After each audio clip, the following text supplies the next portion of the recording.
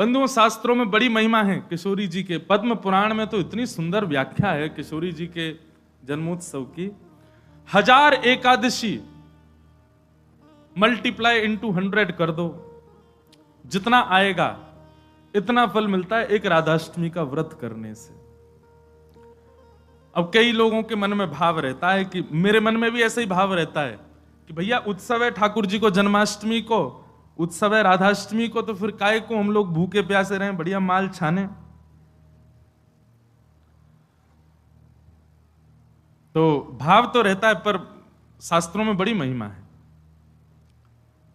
व्रत करने का नियम मूलतः इस भाव से होता है कि भाई जब हम अन्न का सेवन नहीं करते हैं तो अन्न सेवन ना करने से आलस्य जाता है। अन्न सेवन ना करने से मस्तिष्क में, मन में नकारात्मक ऊर्जाएं नष्ट हो जाती हैं। फलाहार रहते हैं तो निश्चित ही है ऊर्जावंत होते हैं, तो ऊर्जावंत होंगे तो और बढ़िया उत्सव मनाएंगे। लेकिन बिल्कुल ही आहार ग्रहण नहीं करोगे तब तो फिर मतलब व्रत इसलिए करना है कि उत्सव में आपसे आपकी ऊर्जा पूरी लगे, आलस्य ना आवे, नकारात्मक भाव ना आवे, मन में कोई दुर्भाव ना आवे, इसलिए अन्न का त्याग किया जाता है। बाकी तो उत्सव में तो खूब पाओ धुआंधार, लेकिन व्रत करने से आपके उत्सव में बेहोशी आ रही है तो महाराज, और बिना भोजन किए कुछ तो फिर उत्सव को भंग करने वाली बात हो जाएगी। उत्सव को भंग नहीं, उत्सव को सुंदर बनाने के लिए व्रत करना है।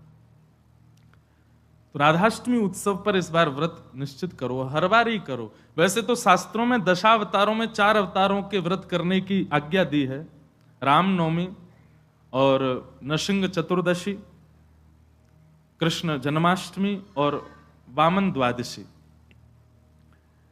लेकिन जब हम रामकृष्ण उपासक हैं तो हमारे भाव में रामकृष्ण दो एक हैं, ये दोनों भी एक हैं, और फिर इनकी आह्लादनी शक्तियां भी एक हैं। राधा कृष्ण स्वरूपाम वही कृष्ण राधा स्वरूपिणो कलात्मानम निकुंजस्थम गुरु रूपम सदा भजे। तो जब किशोरी जी ब्रजमंडल में ठीक ठाकुर जी का ही स्वरूप हैं तो फिर उनके लिए भी ये व्रत की क्रिया करनी है। पद्म पुराण में ब्रह्मा जी ने इसका बहुत सुंदर वर्णन किया है कि भैया व्रत निश्चित करना चाहिए, इतना फल मिलता है, इतना फल मिलता है। लेकिन जब भी फल कोई फल बताता है ना कि महाराज जी ये करने से ये फल मिलता है, ये करने से ये फल, मन में एक ही बात आती है, अगर ये करने से ये फल मिलता है, अगर हम इसके बदले फल की कामना ना करके ठाकुर जी की कामना करें तो हमको व्रत इसलिए करना है हमको श्री जी मिले, हमको व्रत इसलिए करना हमको ठाकुर जी मिले। अक्षय तृतीया के दिन लोग दुनिया भर का दान करते हैं, चावलों का दान कर रहे हैं, अन्न का दान कर रहे हैं, स्वर्ण दान कर रहे हैं, चांदी दान कर रहे हैं, जे दान कर रहे हैं, वो दान कर रहे हैं। हमारे मन में भाव आता है कि भैया वादना नाम को दान करो, जो राह में मिल जाए वही से कहो जय श्री कृष्ण, जो राह में मिल जाए वही से कहो राधे राधे, नाम दान करते चलो। बोले क्यों? बोले अक्षय तृतीया को कछु दान करो तो अक्षय है जाए, तो हम नाम दान करें, हम ठाकुर जी को भजन दान करें, अरे भक्ति दान करें, अपनी भक्ति अक्षय हो जाए, नाम अक्षय हो जाए, प्रेम अक्षय हो जाए, ऐसी अक्षय तृतीया मनाओ। तो कभी भी आपको किसी व्रत या किसी नियम के पीछे फल बताया जा रहा हो, सुन लिया करो, अच्छा इससे ये फल मिलता है, उस फल को गौड़ करके उस फल के स्थान पर किशोरी जी को विराजमान कर दो। हे किशोरी जी, हम राधाष्टमी को व्रत या मारे करेंगे कि हमको आपकी प्रेम लक्षणा भक्ति प्राप्त हो, आपको प्रेम प्राप्त हो, इसलिए हमको व्रत करना है। तो राधाष्टमी उत्सव इस बार भागवत कृपा निकुंज में गिरधर लाल जी का मनाया जाएगा। सुबह 9 बजे से क्रम रहेगा, 8 बजे द्वार खुल जाएंगे, आके बैठ जाना। 9 बजे फिर अभिषेक होगा, टीवी हम लगवा देंगे 2-4 ताकि लाल जी दिखें आप सबको, और फिर उसके बाद बधाई गायन उत्सव आदि चलेगा। 10-11 बजे तक का क्रम रहेगा, ज्यादा लंबा नहीं, छोटा ही क्रम रहेगा। और क्योंकि व्रत रहेगा तो केवल पंचामृत मिलेगा पीवे को, खावे को कछु ना देंगे हम। प्रसाद भी रहेगा, सब लोगों को थोड़ा थोड़ा प्रसाद बाहर ही मिल जाएगा। फिर उसके बाद राधा वल्लभ जी जाइयो, वहां पे ऊधम मचाइयो, बिहारी जी जाइयो। और सुनिए, राधाष्टमी को हमारे ब्रजमंडल के रसिक शिरोमणि स्वामी श्री हरिदास जी का जन्मोत्सव है। फिर तटीय स्थान जाना, तटीय स्थान जाकर के स्वामी जी महाराज को प्रणाम करके आना। वहां पर खूब निधिवन राज जाना, निधिवन में जाके स्वामी जी को प्रणाम करके आना। राधाष्टमी का उत्सव तो जन्माष्टमी से भी बड़ा होता हमारे ब्रजमंडल में। तो ऐसे राधाष्टमी का भाव। अब कई लोग पूछ रहे हैं कैसे क्रम होना चाहिए, तो देखो ठाकुर जी का जन्मोत्सव मनाया जाता रात्रि 12 बजे, पर किशोरी जी जो हैं ये उदिया भाव से प्रकट हुई। मतलब सूर्य उदय, जैसे ही सूर्य की प्रथम किरण पड़ी है पृथ्वी पर, बस हल्के हल्के सूर्य उदय हुए, तभी किशोरी जी का प्रादुर्भाव हुआ। तो एक प्रकार से नहीं, सुन लो ताली बाद में बजा ले। सुबह 4:30 बजे, 4-4:30 बजे आप सबको, अगर घर में किशोरी जी विराज रही हैं स्वच्छंद भाव से, तो किशोरी जी को अभिषेक करना। वैसे हम तो दोनों उनको ही कर दें। जन्माष्टमी पे भी युगल सरकार, घर के ठाकुर जी जो हैं युगल राधा कृष्ण, उनको करें, और राधाष्टमी पर भी दोनों उनको ही करें। अगर घर में केवल लड्डू गोपाल विराज रहे हैं, केवल ठाकुर जी मुरली मनोहर लाल जी विराज रहे हैं, त्रिभंगलली ठाकुर जी, तो भी उनको अभिषेक करो। उन्हीं को ही श्री जी स्वरूपा मान करके उनको अभिषेक करो। वैसे तो नियम ऐसा है कि जन्माष्टमी और राधाष्टमी को रात्रि भर जागरण करो, रात भर उत्सव करो, रात भर नाचो गाओ आनंद करो, किशोरी जी को प्रादुर्भाव होगा। और किशोरी जी वास्तव में शयनावस्था में हो, कमल के पुष्प ले आओ और सुंदर सुंदर कमल के पुष्पन के बीच में किशोरी जी के श्री विग्रह को विराजमान रखो, वही में ही पौढ़ाओ। क्योंकि ऐसा भाव शास्त्र में है कि कमल के मध्य से ही किशोरी जी प्रकट भई। तो कमल मध्य में किशोरी जी को विराजमान करो। घर पे ठाकुर जी हैं तो ठाकुर जी को विराजमान रखो। और प्रातः काल 4 बजे है तो हमारा शंखनाद करो, बधाई गायन करो, सुंदर घंटे घड़ियाल नगाड़े आदि बजाओ। वाक्य बाद में दीप प्रज्वलन करके किशोरी जी को प्रादुर्भाव करो। फिर वाक्य बाद पंचामृत अभिषेक करो। पंचामृत अभिषेक करवे के बाद में सुंदर किशोरी जी को श्रृंगार करो। श्रृंगार करवे के बाद भोग धराओ। भोग धरा करके फिर किशोरी जी की आरती करो। आरती करने के पश्चात फिर खूब नाचो, इतने नाचो इतने हम तो अभी जयपुर में एक बात कह के आए, उत्सव तब तक मत मानो कि नाचते नाचते उत्सव करते करते डॉक्टर के पास नहीं जाना पड़ जाए। अगर आपको दवाई नहीं लेनी पड़ी तो समझो उत्सव मनाया ही नहीं आपने। शादी ब्याह होता है घर में, तो लड़की का जो भाई होता है या लड़की के पिताजी, लड़की के मामा, लड़की पक्ष के, लड़का वाले तो ऊधम करें, लड़की वाले इनकी कमर कसे, उनके जेब में 2-4 दवाई पड़ी रहती है, सिर दर्द की, पेट दर्द की। क्यों, हमारी तो बड़ी 3 बहनें, तो उनको पता है एक दवाई रखी रहेगी। क्यों, सिर दर्द हो रहा है, सो नहीं पा रहे हैं। तो तभी ब्याह माना जाता है जब पिता और भाई ये बिल्कुल श्रमित हो जाएं, तब लगता है हाँ ब्याह हुआ। श्रमित ही नहीं हुए तो क्या बात का ब्याह। ऐसे ही उत्सव में महाराज एक आनंद की बात करें, ये नहीं जबरदस्ती कि महाराज दवाई लेनी ही पड़ जाए।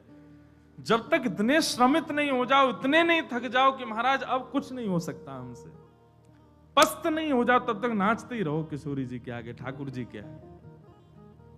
खूब बढ़िया उत्सव करियो, खूब नाचियो, और फिर व्रत रखो पूरे दिन। किशोरी जी को खूब बढ़िया व्यंजन पवाओ, और पवा करके वो कोई को वितरण करो, कोई अपने काजे थोड़ा रख लो, दूसरे दिन जब नौमी लगे सो वाको पाओ प्रसाद रूप में। पर वाह दिन व्रत रखो। और भैया नहीं रुको जाए तो पालियो, चकाचक पाओ। बोले हमारी श्री जी को उत्सव है, हम तो पाएंगे तो पाओ, कोई दोष भी नहीं।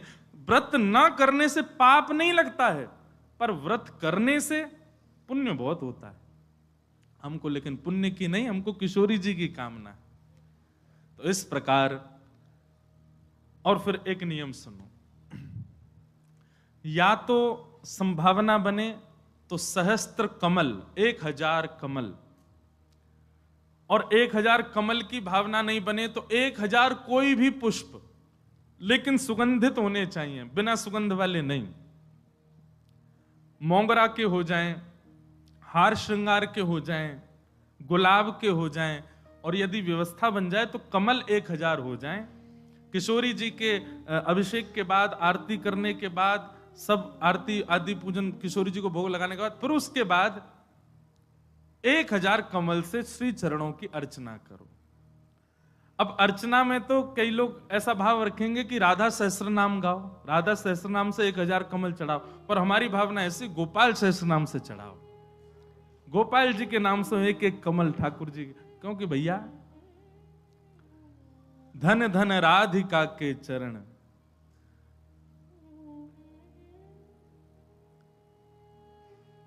परमानंद दास जी का पद है, उसी पद में कहते हैं श्याम जिनकी शरण। अरे कथा तो यहां तक आती है कि किशोरी जी के सदा चरणन में ठाकुर जी रहे। गा दें, बहुत सुंदर पद है। धन धन राधिका के चरण, धन धन राधिका के चरण, धन धन राधिका के चरण, धन धन राधिका के चरण, धन धन राधिका के चरण, धन धन राधिका के चरण, धन राधिका। सब लोग गाओ। धन धन राधिका के चरण। कैसे हैं चरण?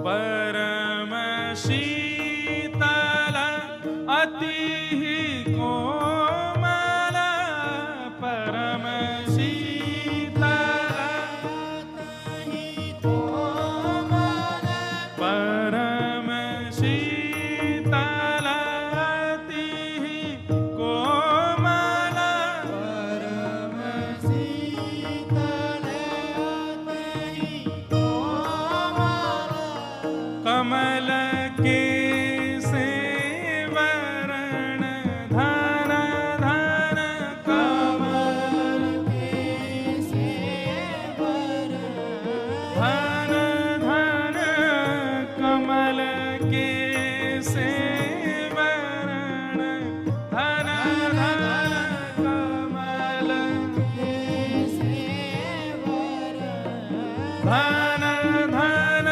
राधिका के चरण, धन धन राधिका के चरण, धन धन राधिका के चरण,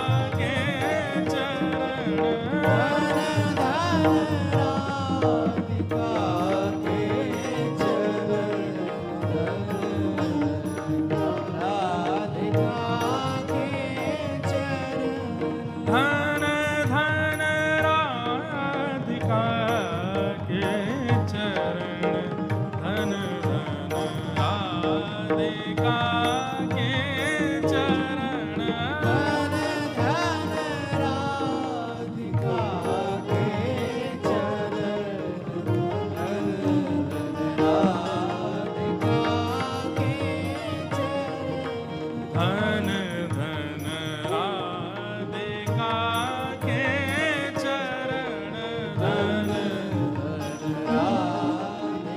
श्री राधा रानी की। कैसे अद्भुत चरण है हमारी श्री जी के। सुभग शीतल अति ही कोमल, कमल के से वर्ण, धन धन राधिका के चरण। सब लोग इधर देखो, भाव से सुनो। नख चंद्रिका अनूप राजत, विविध शोभा वर्ण। नख पर एक अद्भुत चंद्र का विराजमान है, विविध शोभा वर्ण, वो विविध विविध शोभाओं को धारण करी हुई है। किसी को किसी रूप में दिखती है, किसी को किसी रूप में दिखती है। नंद सुत मन मोदकारी, ठाकुर जी को किशोरी जी के मुखमंडल के श्रृंगार में सुख मिलता है, पर ठाकुर जी को उससे भी अति सुख मिलता है किशोरी जी के चरण देखने में। मतलब हमारे गिरधर लाल जी सदा ऐसे ही रहते हैं, नीचे ही नजर रहती है उनकी। क्यों? बोले जब गिरिराज धारण किए तो सामने किशोरी जी खड़ी है, तो किशोरी जी के मुख को नहीं, किशोरी जी के श्री चरणन को देख रहे हैं ठाकुर जी, और नित्य दृष्टि वहीं रखते हैं। वैसे तो लाला के नैन रुके ना है, चप्पलता यूं ही घूमते रहेंगे इधर उधर, लेकिन जैसे किशोरी जी आ जाए ठाकुर जी ऐसे ही खड़े रहते हैं, नीचे नजर करके, नजर सीधे चरणों में ही रहती है किशोरी जी के।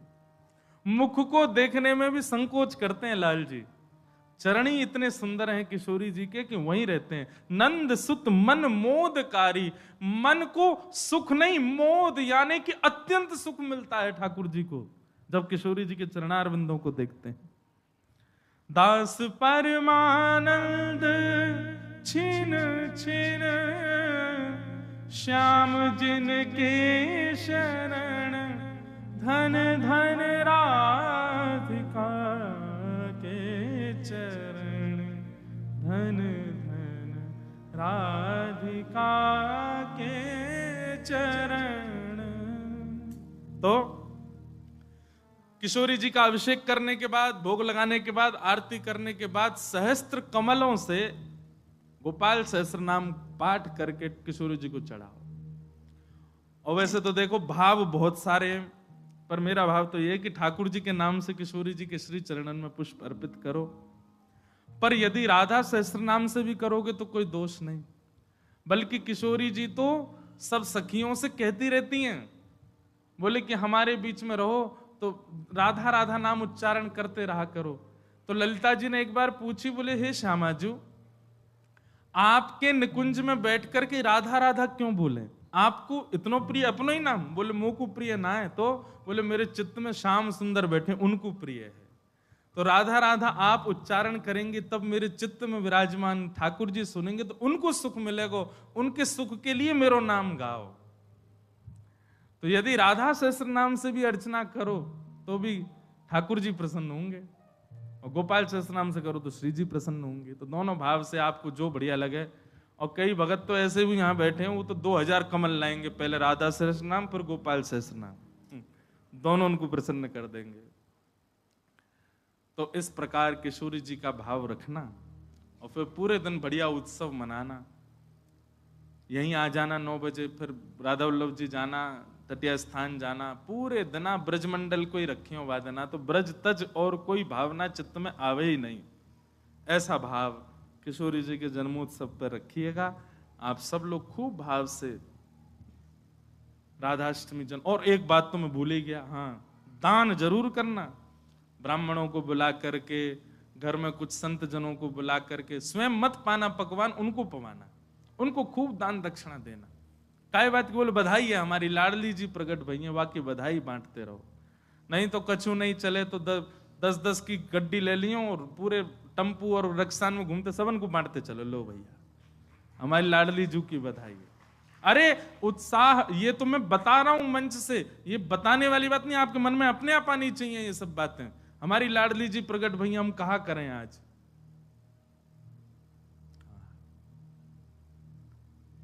सब मत हैं हमारे शास्त्रों में कि भैया ठाकुर जी से 1 वर्ष बड़ी हैं लाडली जी। कई भाव ऐसे बताए जाएं कि 1 साल बड़ी हैं, और कई भाव ऐसे बताए जाएं 15 दिन छोटी हैं। पर अधिकतर ब्रजवासी 15 दिन छोटी वारो भाभी माने। लाडली जी नेक छोटी हैं लाडली ठाकुर जी सो, क्योंकि हमने जब राधा रसामृत कथा करी नागपुर में, 2 बार कर चुके, वह कथा को तो सुख ही अलग है। कभी कभी मैं भी सुनता हूं, इतना आनंद मिलता है, सुख मिलता है किशोरी जी के चरित्र में। तो वहां एक प्रसंग सुनाया था मैंने कि जब किशोरी जी को प्रादुर्भाव भयो तो नंदरानी यशोदा भी आई हैं लाल जी को लेकर के। तो उससे ये बात प्रमाणित होती है कि ठाकुर जी को जन्म पहले भयो है, 15 दिन बाद किशोरी जी भई हैं। पर कई लोग अपनी कई भावनाओं को सिद्ध करने के लिए जबरदस्ती फिर इसी बात पे अड़े रहते, नहीं नहीं 1 साल बड़ी हैं लाडली जी, 1 साल बड़ी हैं किशोरी जी। कईयों को ब्याह करने होते हैं ना बड़ी से, तो कह देते राधा रानी भी तो बड़ी थी। देखो आप अपने निज कार्य में कुछ भी करो, पर जबरदस्ती लाडली जी ठाकुर जी को मत लाए करो। स्थान जाकर के स्वामी जी महाराज को प्रणाम करके आना, वहां पर खूब निधिवन राज जाना, निधिवन में जाके स्वामी जी को प्रणाम करके आना। राधाष्टमी का उत्सव तो जन्माष्टमी से भी बड़ा होता हमारे ब्रजमंडल में। तो ऐसे राधाष्टमी का भाव अब